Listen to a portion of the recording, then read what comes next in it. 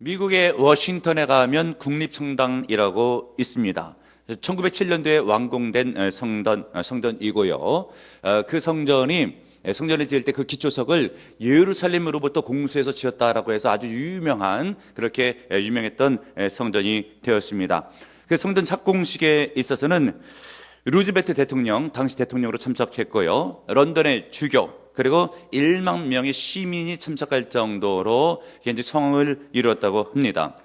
그도 그럴 것이 무려 성당을 짓는 데 있어서 87년이나 걸렸다고 하니까 어마어마하게 오랜 세월 동안 어마어마하게 큰 규모로 이루어졌다라고 하는 것을 우리가 미루어 짐작할 수가 있습니다. 세계에서 5번째나 큰 성당이라고 하고요. 여러분, 그 예배당의 규모가 얼마나 큰지 그 종탑 하나의 높이만 하더라도 종탑만 100m래요. 그리고 종탑의 가격 하나만 하더라도 여러분 200만 달러, 우리나라 돈으로 환산하게 되면 20억에서 30억 정도. 그러니까 종탑 하나 세울 돈으로 예배당도 다 지을 수 있는 그 어마어마한 국립 성당이 워싱턴에 지어져 있습니다. 그래서 이 어마어마하고 웅장하니까 많은 사람들이 이 성당을 구경하러 온대요. 스테인 글라스, 그리고 대리석들, 그리고 기둥들 를 어마어마한 그 웅장한 것을 보려고 예배당에 구경을 오는데, 참으로 안타까운 일은 무엇인가? 여러분, 예배당의 존재 목적이 뭐예요? 하나님을 예배하는데 예배당의 존재 목적이 있는 거잖아요. 그런데 그 예배당은 예배하는데 사람들이 몰려드는 것이 아니라 예배당을 구경하러 오는데 그 존재 목적이 있으니까 자칫 크게 잘못된 일이죠. 여러분, 예배당은요, 예배를 드리는 곳입니다. 근데 비단 그런 일들이 미국에서만 있고 한국에서는 일어나지 않는가라고 보게 됐었을 때 우리도 자기 자신 및 한국교회를 성찰해 볼 필요가 있습니다.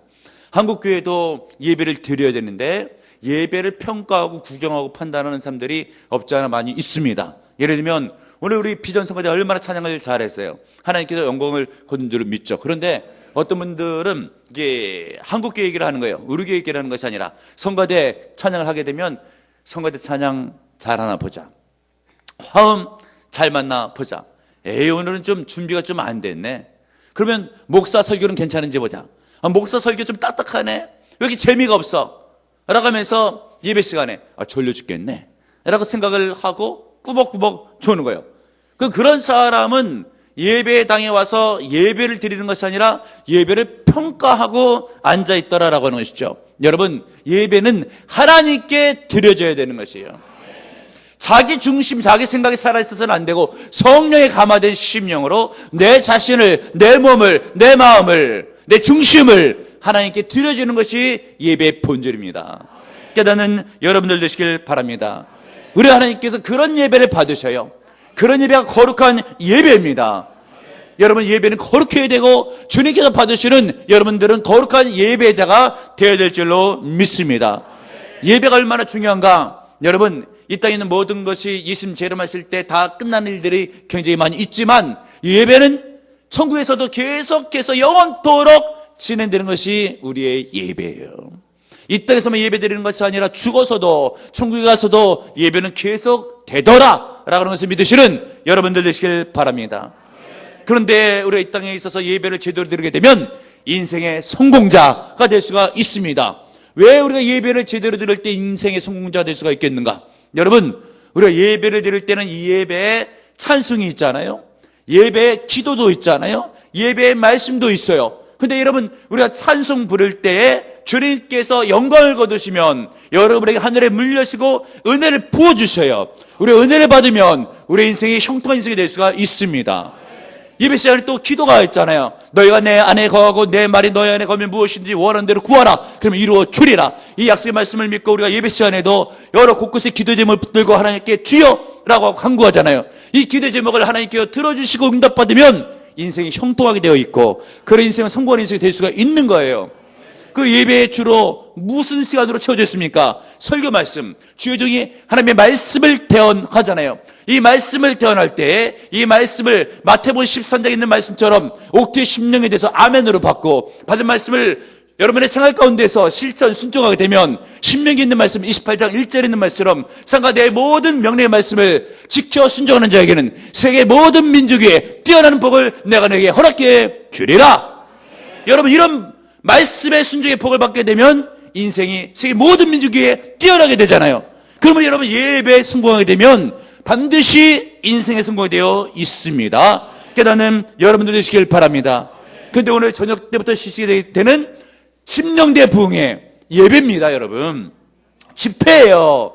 10번의 예배 3월의 심령으로 여러분들이 한 번도 빠짐없이 내가 한번 다 참석해 해버리라 결단하고 이 예배 가운데 은혜를 받으면 반드시 2015년도 그 또한 그 앞날까지 미치는 영향력이 상당합니다. 여러분 반드시 인생에 성공할 수가 있어요. 은혜를 삼아야 됩니다. 예배를 삼아야 돼요. 집회를 삼아야 된다라고 하는 것이죠. 이렇게 우리가 예배를 잘 드리고 은혜를 받게 되면 인생의 성공자 될 수 있는데, 그렇게 되기 위해서는 거룩한 예배로, 또 여러분들은 거룩한 예배자로 하나님께 영광을 돌려야 돼요.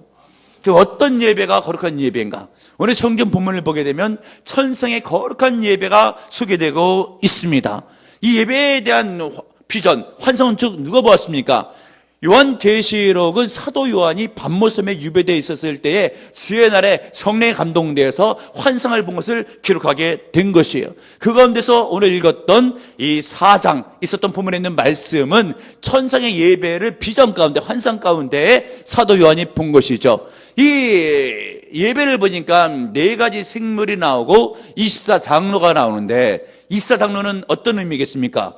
구약에 보게 되면 12지파가 있죠. 야곱의 12아들들 가운데 12지파, 구약을 대표하는 그런 모든 지파들이 12지파예요. 신약에 있어서는 예수님의 12제자가 나옵니다. 더하면 24가 되죠. 이 둘을 합해서 상징하는 것이 24장로라고 나오고 있는 것이고요. 그리고 4생물이 나오고 있는데 사자, 소, 송아지, 그리고 사람, 독수리의 형상으로 4생물이 하나님을 찬양하고 있어요. 천상의 예배 가운데 있었던 4생물이 무엇을 상징하는가? 하나님의 성품을 상징하는 것이에요. 여러분, 사자는 무엇을 상징합니까? 여러분, 사자는 동물 세계의 왕입니다. 왕이신 하나님의 성품을 상징하고 있는 것이고요. 여러분, 송아지, 소는 무엇을 상징합니까? 12세잖아요. 전능하신 하나님의 성품을 상징하고 있고요. 사람, 모든 동물 가운데서 가장 지혜로워요. 하나님의 무궁하신 지혜를 상징하고 있습니다. 독수리, 하늘에서 모든 것들을 내려다보고 감찰하고 계시죠. 감찰하시는 하나님을 상징하고 있는 것이에요. 이 모든 것이 다 천상의 예배 가운데 있는 것이고, 우리가 이 세상을 떠나서 죽게 되면 천국에 가서 거할 때 영원토록 이 천상의 예배 가운데 우리도 참석해서 주 앞에 영광을 돌려요. 그러나 천상의 예배가 천상에서만 이루어지는 것이 아니라 이 땅에서 제대로 예배를 드려야 되면 거룩한 예배를 통해서 천상의 예배의 은혜를 우리가 이 시간에도 받아 누릴 수가 있습니다. 거룩한 예배를 드릴 때, 하나님께 영광 거두시는 예배를 드릴 때 이 예배는 거룩한 예배가 될 수가 있어요. 특별히 본문이 말씀해 주고 있는 거룩한 예배는 어떤 예배인가? 1절을 보세요. 이후에 내가 보니 하늘에 열린 문이 있는데, 뭐가 있대요? 하늘에 열린 문이 있는데, 하나님께서 받으시는 예배는 하늘의 문이 열리는 그런 예배인 줄 믿으시는 여러분들 되시길 바랍니다. 하늘의 문이 열려야 하나님과 영적 교감을 이룰 수가 있어요. 하나님의 음성을 들을 수가 있습니다. 하나님과 교제를 드릴 수가 있어요. 근데 하늘의 문이 닫혀봐요? 은혜가 닫힌 거예요. 응답이 내려오질 않습니다. 기도가 올라가질 않아요. 그러므로 거룩한 예배는 하늘의 문이 열리는 그런 예배예요. 그 예배를 통해서 우리가 하나님을 만나면 하나님의 은혜를 받아요. 하늘의 복을 받습니다. 주님의 음성을 들어요. 성령을 받습니다. 문제 해결돼요. 복을 받습니다. 깨닫는 여러분들 되시길 바랍니다. 여러분, 우리 보라비전교회가 대니스정리 합동 측 소속이잖아요. 장자교단으로 일컫는, 그리고 신학적으로 정말 가장 최고봉에 서 있는 교회 가운데, 교단 가운데 정말 한국교회에서 내노라는 교단이 우리 합동특 교단이에요. 이 교단 가운데 청주에 청주 청일교회라고 하는 교회가 있습니다. 그 교회를 심하시는 목사님이 구준회 목사님이세요. 이분의 간증 이야기를 좀 말씀드리려고 합니다. 이 목사님께서는 어린 시절에 산골에서 농부의 아들로 자라났습니다. 평범하게 산에서 뛰어놀면서 자라났는데, 나중에는 공부 열심히 해서 청주대에 들어가서 법학을 전공하고 서울 검찰청에 발령을 받아가지고 직장 생활을 나름대로 잘 하고 있고 결혼도 하고 자식도 낳고 생활하고 있었습니다. 예수는 모르는 그런 상태 가운데 있었죠. 그러던 어느 날인가에 몸이 좋지 않아서 병원에 가서 진단을 받았더니 여러분 참 병명도 시기예요.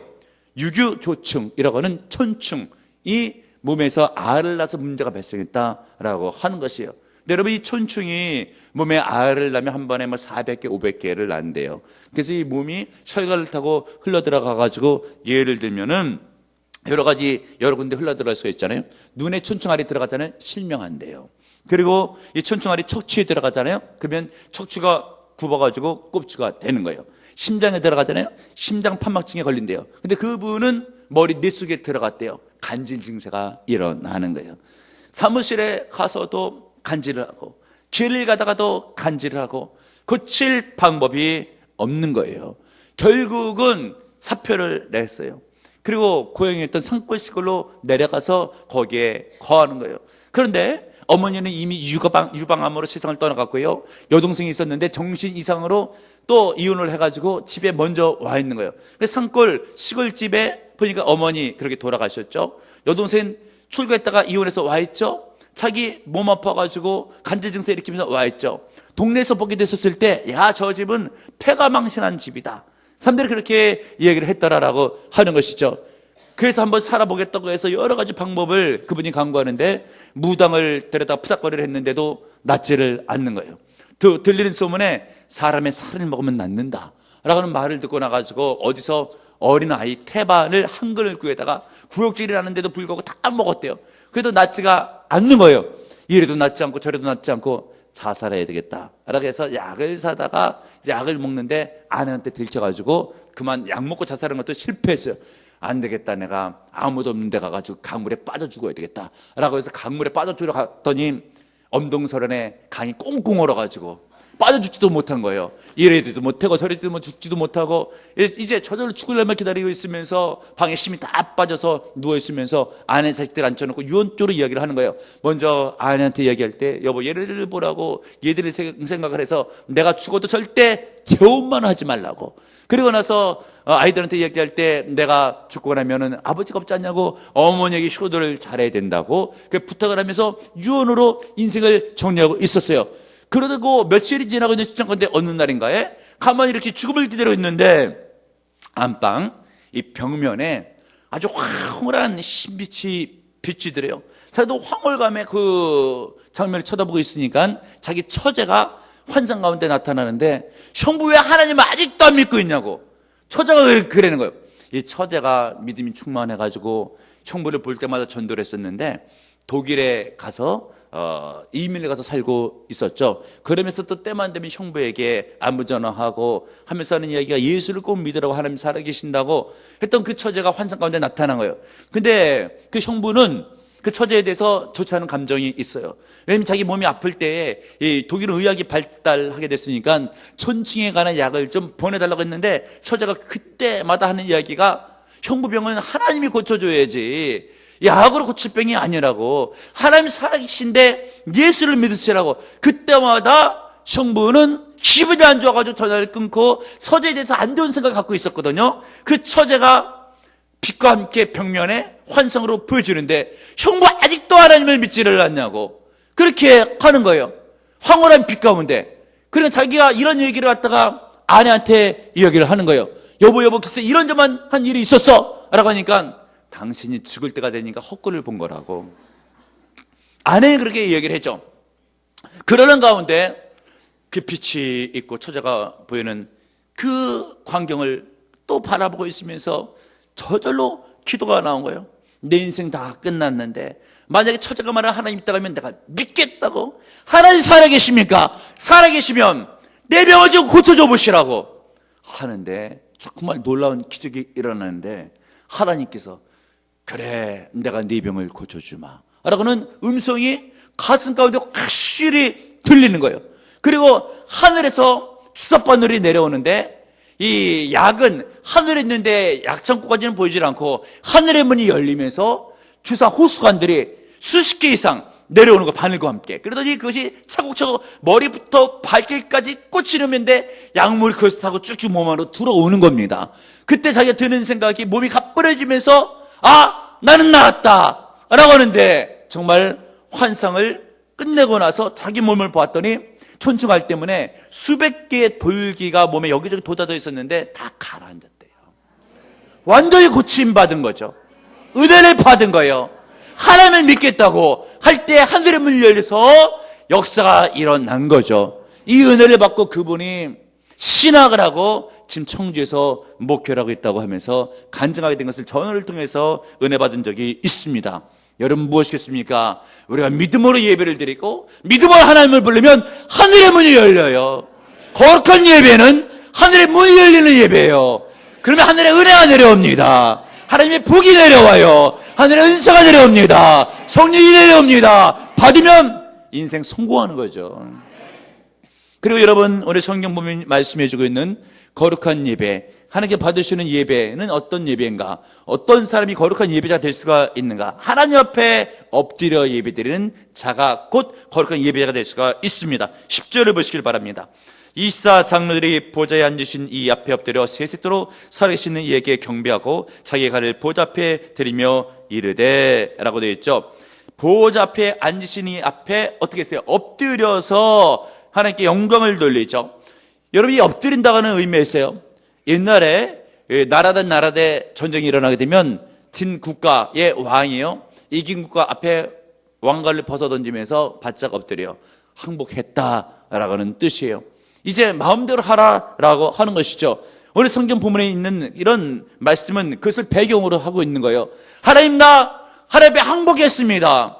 주님께서 내 인생 다 책임져 주시고 맡아주시고 나는 이제 주님의 종입니다. 주님께 원하시는 대로 주의 내 인생을 맡기라니 마음대로 하시옵소서. 이 자세가 엎드리는 자세예요. 그래서 여러분 우리가 예배 때 말씀이 들려오잖아요. 자기 생각을 버리는 거예요. 말씀을 믿는 겁니다. 주께서 어떤 말씀을 하시든지 저는 아멘입니다. 저는 그 말씀에 순종입니다. 저는 그 말씀을 따릅니다. 내 인생 주 앞에 맡깁니다. 말씀에 순종합니다.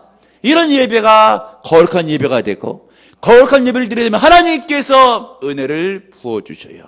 하나님께서 그 인생을 책임져 주셔요. 믿으시는 여러분들 되시길 바랍니다.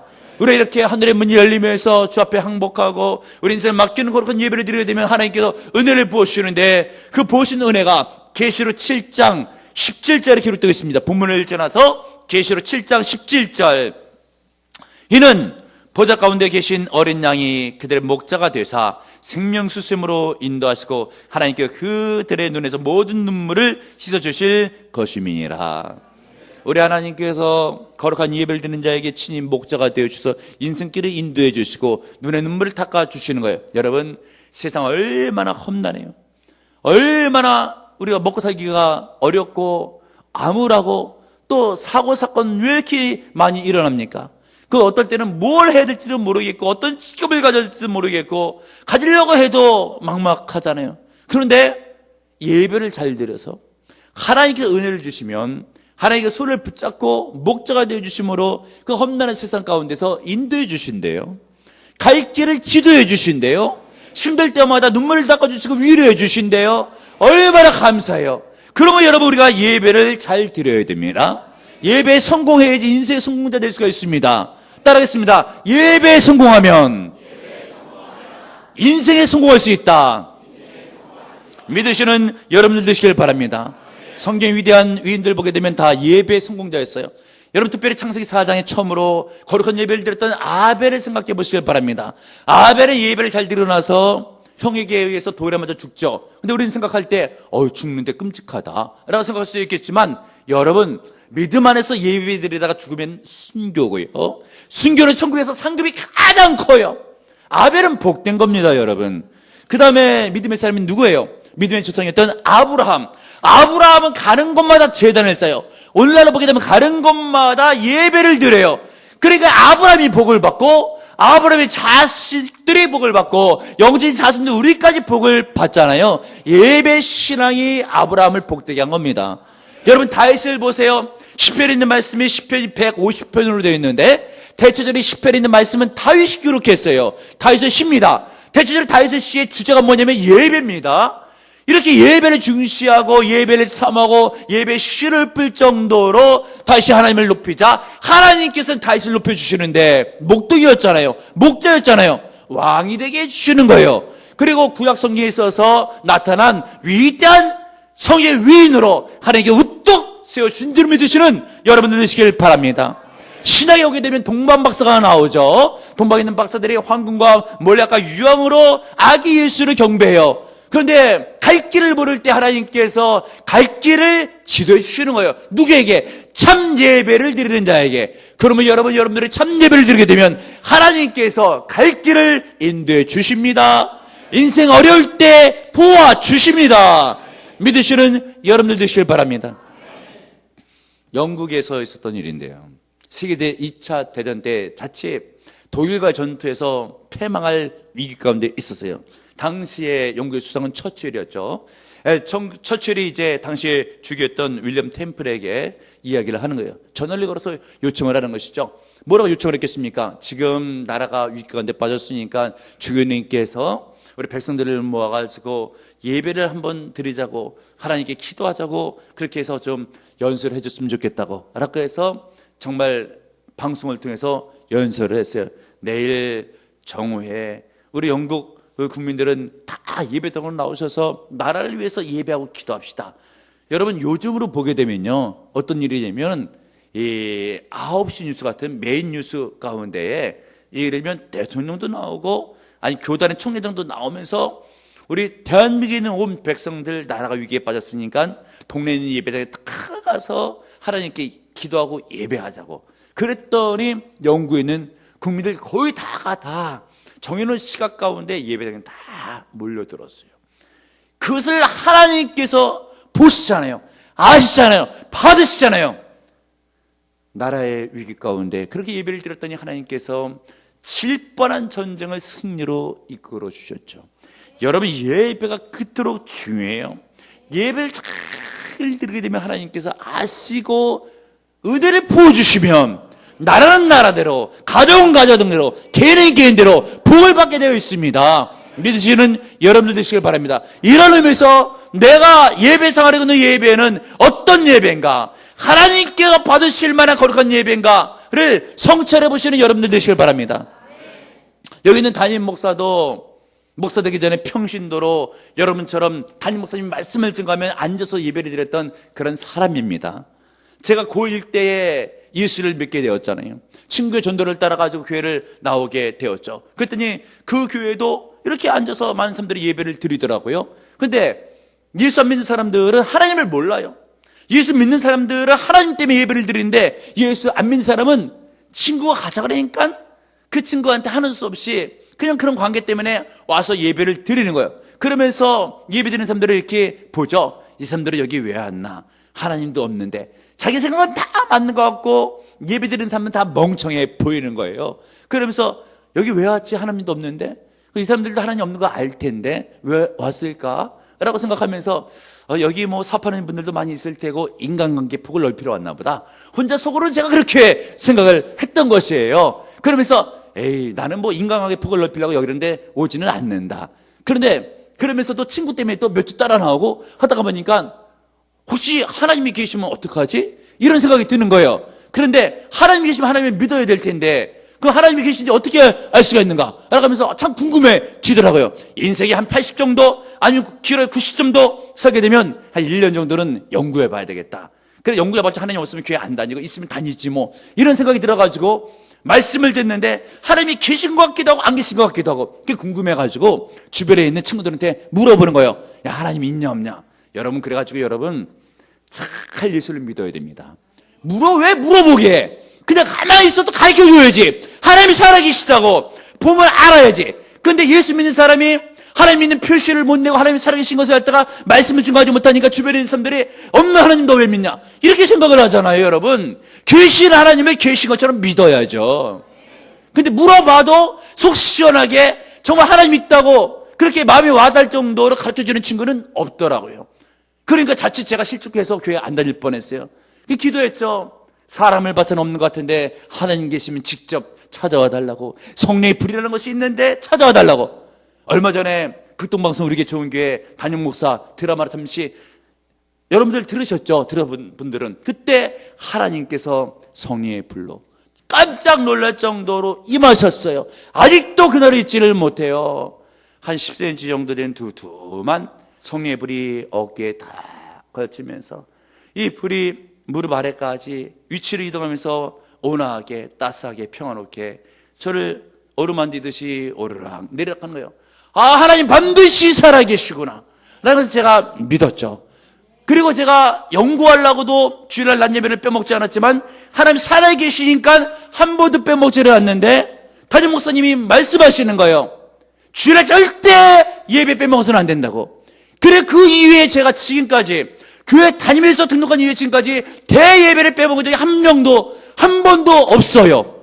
그런데 나 같은 평신도가 많지 않더라고요. 등록하고 나서도 안 볼 때는 안 보여요. 여러분 예배는 그렇게 드리는 게 아닙니다. 그리고 담임 목사님 말씀하신 거예요. 예배 드릴 때는 절대 졸아서는 안 된다. 왜냐면 졸음막에 있어서 말씀을 못 듣게 하니까 절대 졸아서는 안 된다. 아멘 하고 나서 고등학교 1학년 때부터 교회 등록하고 나서 지금 때까지 제가 단 1초도 둔 적이 없어요. 근데 어떤 성도들은 매 예배 때마다 담임 목사는 몇십 년 믿어도 1초도 안 주는데 여러분 절대 졸지 말아야 될 두 시간이 있어요. 뭐예요? 첫 번째는 예배 시간, 또 하나는 운전할 때. 절대 졸면 안 돼요. 저는 운전할 때 단 1초도 존 적이 없어요. 왜냐면 졸아서는 안 되니까. 예배 드릴 때 단 1초도 존 적이 없어요. 왜냐면 졸아서는 안 되니까. 절대 졸아서는 안 돼요. 여러분 예배를 잘 드려야 됩니다. 굉장히 중요한 거예요. 제가 한 번은 고3 때 친구들과 함께 서울 나들이를 가자고 해가지고 서울 나들이를 갔어요. 수원에서 서울에까지 가는데 영등포 여기까지 끊어가지고 내렸어요. 서울이 뭐 어떻게 생겼는지 잘 모를 때 이랬는데 친구 3명하고 같이 내렸거든요. 내렸더니 이 친구들이 엉뚱하게 저 멀리 남산이 보이는데 보니까 남산 타워가 보이는 거예요. 야 경모야 우리 저기 가자. 그래서 그래 가. 그랬더니 거기 뭐 가는 일도 몰라요. 그냥 그 타워만 보고 가장 가까운 길로 계속 갔더니 남산 타워가 나오는데 다리 아파 죽는 줄 알았어요. 전철역은 또 영등포역이 제일 가까운지 뭐 잘 모르겠지만 그쪽 전철역을 기억하면서 거기까지 내려왔어요. 아침에 갔다가 그렇게 해서 내려왔더니 저녁 6시. 다리가 퉁퉁 부었어요. 수요일날 저녁 때 예배했잖아요. 수요일날 저녁 예배에도 담임 목사가 나왔어요. 주일날 예배는 당연히 안 빠지죠. 수요일날 저녁 예배도 그렇게 나오는데 근데 그렇게 예배를 나와서 예배를 드렸던 기억이 아직도 생생하게 기억이 나는 거예요. 그러면서 참 예배 잘 드렸다는 생각이 아직도 들면서 뿌듯해요. 근데 그것을 나만 기억하고 있는 것이 아니라 하나님께서 그때 그것을 기억하시는 거예요. 하나님께 영광을 거두시는 거예요. 잘했다 칭찬하시는 거예요. 그러니까 담임 목사로 지금 세우셔가지고 예배를 주관하게 하시잖아요. 설교를 하시게 하잖아요. 여러분 하나님께서 아시잖아요. 예배를 주님께서 알고 계셔요. 보고 계십니다. 중요해요. 그리고 주님께서 사람을 쳐주셔요. 예배 잘 드리는 자. 주님께 들어 쓰시려고. 여러분 오늘 저녁 때부터 부흥집회잖아요.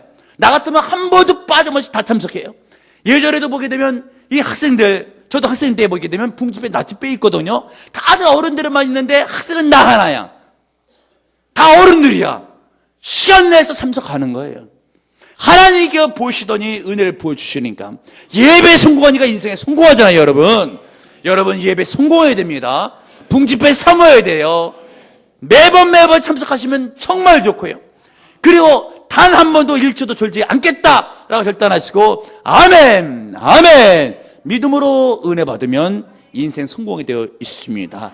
이런 믿음으로 승리하시길 주님의 이름으로 축복합니다. 주님 누가 인생의 성공자 될 수 있겠습니까? 예배에 성공할 때에 인생의 성공자 되리라고 믿습니다. 우리가 중심의 예배로 3월의 심령으로 예배에 참석하며 주의 말씀을 아멘으로 받게 되면 하늘의 문이 열리고 은혜의 복이 떨어지게 됐을 때에 내 인생은 충만한 은혜로 복되어질 줄 믿습니다. 내 힘을 안 되는 여러 가지 해결되지 않는 문제들 예배를 드릴 때에 해결되게 하시고 이번 부흥집회 3월에 참석하게 될 때에 문제보다 해결하게 하시고 은혜와 복을 받으며 성령 충만되어 승리하게 하소서. 복을 받게 하옵소서. 형통하게 하시옵소서. 축복하며 예수님의 이름으로 간절히 기도합나이다. 아멘.